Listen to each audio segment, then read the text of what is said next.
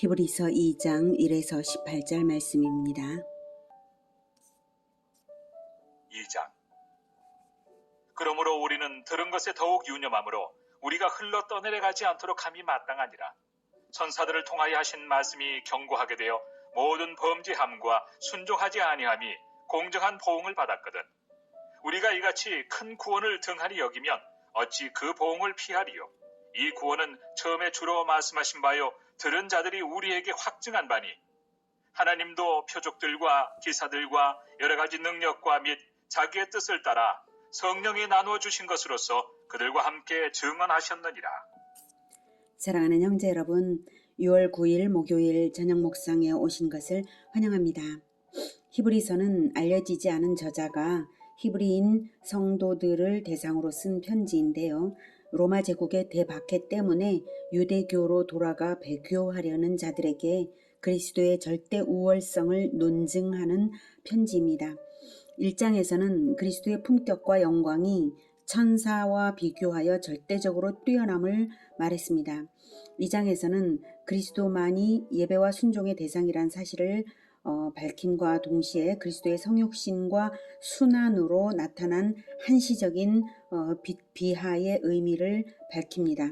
1절 그러므로 천사보다 우월하심으로 1장에서 천사들보다 절대적으로 우월하시다고 논증한 것을 바탕으로 해서 주장 들어가는 것입니다. 그러므로 우리는 들은 것에 더욱 유념함으로 우리가 흘러 떠내려가지 않도록 함이 마땅하니라.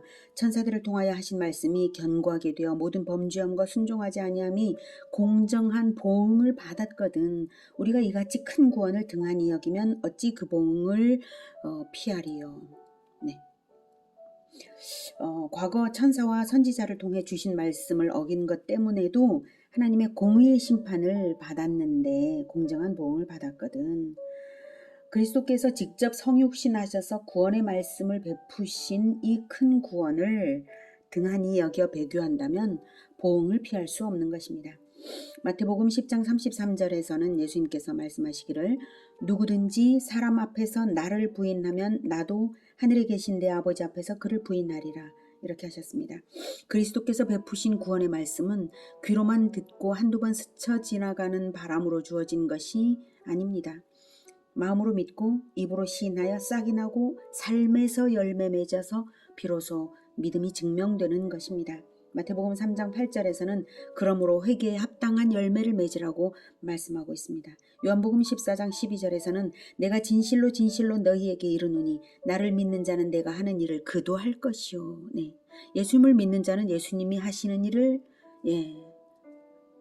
대리자로서 그리스도의 대리자로서 하게 됩니다. 또한 그보다 큰 일도 하리니 예수님께서는 자기보다 더 큰 일을 믿는 자들이 할 것이라고까지 높여 말씀해 주셨습니다. 이는 내가 아버지께로 감이라.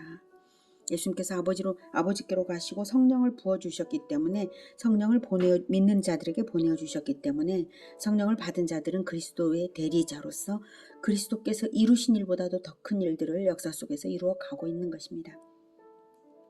그러므로 그리스도께서 베푸신 이 큰 구원의 말씀은요 반드시 실천으로 나타나는 것입니다. 요한복음 14장 15절에서는 너희가 나를 사랑하면 나의 계명을 지키리라 라고 하셨고 14장 22절에서는 나의 계명을 지키는 자라야 나를 사랑하는 자니 나를 사랑하는 자는 내 아버지께 사랑을 받을 것이요 나도 그를 사랑하여 그에게 나를 나타내리라 라고 말씀하셨습니다. 예수님을 사랑하면 예수님을 사랑하는 자의 삶에 예수님이 나타납니다. 그래서 이 구원은 처음에 주로 말씀하신 바요 들은 자들이 우리에게 확증한 바니 하나님도 표적들과 기사들과 여러 가지 능력과 및 자기의 뜻을 따라 성령이 나누어 주신 것으로서 그들과 함께 증언하셨느니라. 네. 이 큰 구원의 말씀은 단 한 번만 선포된 것도 아니고 예수님 단 한 분에 의해서만 증명된 것도 아닙니다. 처음에 주로 말씀하신 바요. 처음에 주께서 말씀하셨고요. 예수님께서 직접 구원의 복음을 공생의 동안 두루두루 선포하셨고요. 다음은 공생의 동안 동행한 사도들이 각 교회와 많은 대중에게 이 큰 구원의 복음을 확증하였고요. 하나님의 역사로서도 증언된 것들이 많은데요. 각종 표적들과 기사들과 여러 가지 능력과 이런 것들이 초대교회 때 사도들의 선교 사역 중에 많이 나타나서 이 큰 구원의 복음을 확증했고요. 무엇보다도 성령이 나누어 주신 것, 성령을 모든 믿는 자들에게 하나님께서는 성령을 나누어 주심으로써 이 큰 구원의 복음을 증언하셨습니다. 성령을 주신 이 놀라운 일은 하나님의 뜻으로 자기의 뜻을 따라 하나님의 뜻이었습니다. 하나님의 뜻, 하나님의 결단하심으로써 이루어진 일인데요. 구약 수천 년 동안에는 제사장, 왕, 선지자들에게나 허락하신 성령을 이제는 모든 믿는 자들에게 나누어 주셔서 주 예수 그리스도를 따르게 하십니다. 그렇게 증언된 이 큰 구원을 등한시한다면 성령을 밀어내는 것이며 구원을 스스로 거부하는 것입니다. 그런데 이 큰 구원을 베푸신 그리스도께서 왜 비천한 인간으로 오셔서 죽음을 당하실 만큼 낮아지셔야 했는가? 천사보다 우월하다고 하는데 왜 비천해지셨는가? 궁금히 여길 사람들이 있으므로 그것을 이제 말합니다. 5절. 하나님이 우리가 말하는 바 장차 올 세상을 천사들에게 복종하게 하심이 아니니라. 네.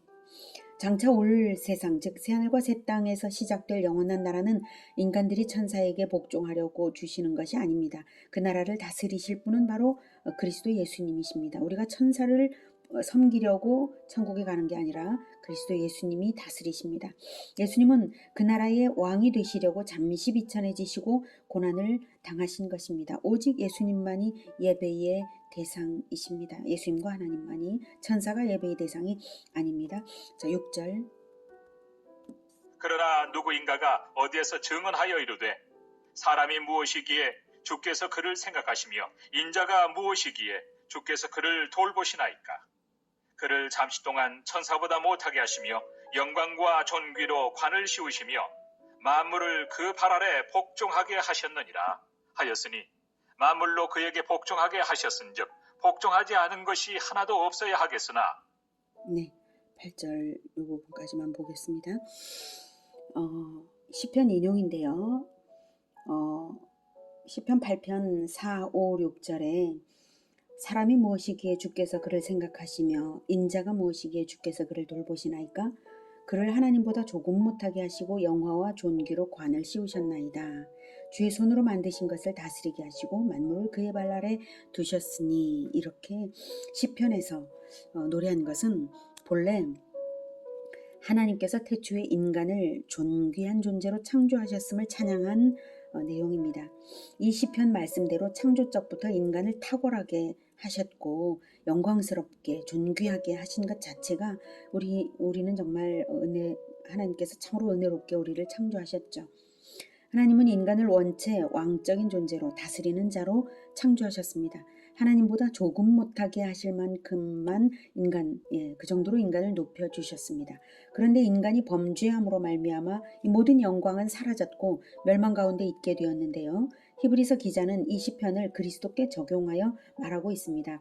그를 잠시 동안 천사보다 못하게 하시며, 즉 하나님의 아들을 인간으로 태어나게 하심으로써 잠시 동안 천사보다 못하게 하신 것은 최종적으로 영광과 존귀로 관을 씌우시기 위한 필수 관문을 거친 것입니다. 이 필수 관문은 죽음입니다. 죽음을 거쳐야 부활이 있고 내려오셔야 올라가심이 있는 것이죠. 그래서 천사보다 못하게 내려오셨다가 이제는 부활 승천하여 하나님의 보좌 우편에 앉게 하심으로써 영광과 존귀로 관을 씌우신 것입니다. 그래서 진정 영원한 통치권을 확보하셨습니다. 십자가로서 언약의 요구를 성취하셨으므로 십자가로서 성취하셨으므로 하나님께서 만물을 8절 만물을 그 발 아래에 복종하게 하신 것입니다. 만물 복종의 시련은 재림 때에 새하늘과 새 땅에서 성취됩니다. 8절 계속 보겠습니다. 하였으니 만물로 그에게 복종하게 하셨은즉 복종하지 않은 것이 하나도 없어야 하겠으나 지금 우리가 만물이 아직 그에게 복종하고 있는 것을 보지 못하고 아직은 질병과 재난 등이 있어서 만물에 복종하지 않는 단계입니다. 9절 오직 우리가 천사들보다 잠시 동안 못하게 하심을 입은 자, 곧 죽음의 고난 받으심으로 말미암아 영광과 존귀로 관을 쓰신 예수를 보니 이를 행하심은 하나님의 은혜로 말미암아 모든 사람을 위하여 죽음을 맛보려 하심이라. 네, 만물이 복종도 하지 않고 천사보다 못한 인간으로 내려오셔서 죽음을 맛보신 이유는 모든 사람을 위한 하나님의 은혜를 시행하신 것입니다. 내려오셔서 인간과 연합되지 않으셨다면 인간을 대표하여 죽으실 수도 없으시고 인간들이 예수님과 연합될 근거도 없었을 테니까요. 그런데 하나님의 아들이 인간이 되어 내려오시고 죽음을 맛보심으로써 하나님의 아들과 연합하는 인간들에게는 죽음을 넘어 부활에 연합되게 하신 것입니다. 예수님께서 우리와 연합해 주셨기 때문에 우리가 예수님과 연합되어서 부활도 우리의 부활이 되는 것입니다. 10절. 그러므로 만물이 그를 위하고 또한 그로 말미암은 이가 많은 아들들을 이끌어 영광에 들어가게 하시는 일에 그들의 구원의 창시자를 고난을 통하여 온전하게 하심이 합당하도다. 그러므로 만물이 그를 위하고 또한 그로 말미암은 이는 바로 하나님이시죠. 네, 하나님이 많은 아들들을 이끌어서 영광에 들어가게 하시는 일에, 즉 우리를 구원하시는 일에 그들의 구원의 창시자를, 즉 예수 그리스도를 고난을 통하여 온전하게 하심이 합당하도다. 네. 만물의 근원이신 하나님께서 창조의 진리대로 아들을 낳고자 하실 때 죄로 비천해진 인간들을 영광의 아들로 온전하게 재창조하여 낳고자 하실 때 구원의 선구자인 맏아들을 비천하게 고난당하게 하신 후에 온전하게 하시는 과정이 있는 것이 합당합니다. 구원의 창시자에게 연합됨으로써 많은 자들이 하나님의 아들이 되어 영광에 들어가게 되는 것이니까요. 많은 아들들의 연합을 위해서 하나님의 아들은 비천해지고 죽음을 맛본 것입니다. 그러지 않고 하늘에만 계셨다면 아무도 하나님의 아들과 연합될 수는 없는 것이죠. 11절. 거룩하게 하시는 이와 거룩하게 함을 입은 자들이 다 한 근원에서 난지라. 그러므로 형제라 부르시기를 부끄러워하지 아니하시고. 네, 거룩하게 하시는 이 그리스도 예수님이시죠. 거룩하게 함을 입은 자들, 구원받은 자들이죠. 다 한 근원 하나님이십니다. 한 근원에서 났습니다. 네, 예수님도 하나님으로부터 우리도 하나님으로부터 났으므로 예수님께서 우리를 형제라 부르시기를 부끄러워하지 아니하시고, 네, 우리를 부끄럽게 여기지 아니하시고 우리와 동일하게 되셔서 우리를 하나님으로부터 난 자들이 되게 하신 것입니다. 12절. 이르시되 내가 주의 이름을 내 형제들에게 선포하고 내가 주를 교회 중에서 찬송하리라 하셨으며. 네, 시편 22편 22절의 인용인데요. 다윗이 노래한 메시아 예언시가 그것입니다. 예수님은 모든 믿는 자들을 형제라 부르시며 함께 다 같이 하나님을 찬양해야 함을 말씀하신 것입니다. 13절. 또다시 내가 그를 의지하리라 하시고 또다시 볼지어다 나와 및 하나님께서 내게 주신 자녀라 하셨으니. 네. 또다시 내가 그를 의지하리라, 이 말씀은 예수님 자신도 하나님을 의지하며 십자가의 죽음을 당하셨다는 의미입니다. 하나님께서 부활하실 것을 믿고 하나님을 의지해서 자기를 내어드린 거죠. 그리고 나와 및 하나님께서 내게 주신 자녀라 하셨으니, 이 말은 하나님을 믿는 자녀들이 한 형제됨을 강조하면서 하나님이 그리스도에게 주셨다. 즉 대속의 십자가로 자녀들을 책임지도록 그리스도에게 주셨다는 것입니다. 그래서 내게 주신 자녀라서 내가 생명으로 책임졌노라는 말씀이죠. 14절. 자녀들은 혈과 육에 속하였으며 그도 또한 같은 모양으로 혈과 육을 함께 지니심은 죽음을 통하여 죽음의 세력을 잡은 자 곧 마귀를 멸하시며. 네. 자녀들은 혈육의 몸을 가졌으므로 하나님의 아들도 구원을 위하여 같은 모양의 혈육으로 태어나셔서 죽음을 당하신 것입니다. 죽음을 거쳐야 했던 이유는 마귀가 죽음의 권세로서 인간들을 두려움에 갇히게 하고 있었으므로 그리스도께서 죽음을 넘어 부활을 증명하심으로써 마귀를 멸하고 승리하신 것을 보여주셔야 했기 때문입니다. 15절. 또 죽기를 무서워하므로 한평생 매여 종노릇하는 모든 자들을 놓아주려 하심이니 네, 부활로서 예, 죽음의 종노릇을 뛰어넘을 수 있게 하기 위해서 예수님께서 죽으시고 부활하셨습니다. 16절. 이는 확실히 천사들을 붙들어 주려 하심이 아니요 오직 아브라함의 자손을 붙들어 주려 하심이라. 이렇게 육신으로 태어나신 것은 천사들을 위한 것이 아니라 믿는 자, 인간들을 위한 것입니다. 천사들을 위해서라면 육신으로 태어나실 필요가 없으셨죠. 아브라함의 믿음을 따라 동일한 믿음을 이어온 모든 믿는 자들을 구약의 성도들과 신약의 성도들 모두를 구원하기 위해 성육신 하신 것이고 아브라함의 자손들 즉 믿는 자들이 천사들보다 훨씬 귀하다는 뜻입니다. 17절. 그러므로 그가 범사의 형제들과 같이 되심이 마땅하도다. 이는 하나님의 일에 자비하고 신실한 대제사장이 되어 백성의 죄를 속량하려 하심이라. 그가 시험을 받아 고난을 당하셨은즉 시험 받는 자들을 능히 도우실 수 있느니라. 그래서 형제들을 영광의 아들들로 승귀시키기 위해서 성육신하여 내려오셔야 했고 내려오실 뿐만 아니라 범사의 형제들과 같이 되셨고 시험을 받아 고난당하셨기 때문에 모든 연약한 인간들을 능히 도우셔서 연합시키실 수 있으십니다. 모든 죄인들 그 어떤 죄를 지었을지라도 그를 도우셔서 연합시키실 수 있으십니다. 믿기만 한다면요. 예수님을 영접하여 왕으로 받아들이기만 한다면 그 어떤 연약한 인간들이라도 도우실 수 있습니다. 그래서 자비하고 신실한 대제사장이십니다. 자기 자신을 제물로 삼아서 하나님께 올려드리며 자기 형제들을 받아주십사 중보하셔서 하나님의 응답을 받으셨으니 백성의 죄를 자기 생명으로 속량하기 위해 내려오신 하나님의 아들이십니다. 1장에서는 천사보다 우월하신 그리스도를 2장에서는 천사보다 우월하신 분이 비천하게 내려오셔야만 했던 이유를 보았습니다. 비천한 우리를 구원하시기 위해서는 비천한 자리에 내려오셔야 했습니다. 죽음의 그늘에 앉아있는 우리를 구원하시기 위해서는 죽음을 대신 죽으셔야 했습니다. 그래서 우리를 영광의 아들의 자리로 끌어올려 주셨습니다.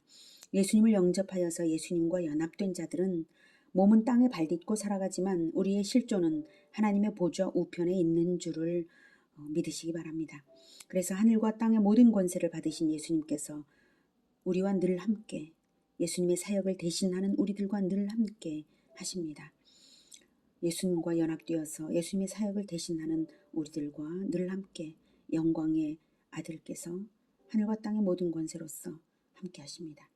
영광과 존귀가 우리에게 입혀진 것을 기억하시고 하나님 우편에 앉아 계신 그 권세로서 함께 하시는 것을 기억하시고 우리도 우리의 형제들을 구원하기 위해서 비천함과 죽음의 자리로 내려가는 그리스도의 대리자들로 살아가기를 기원합니다.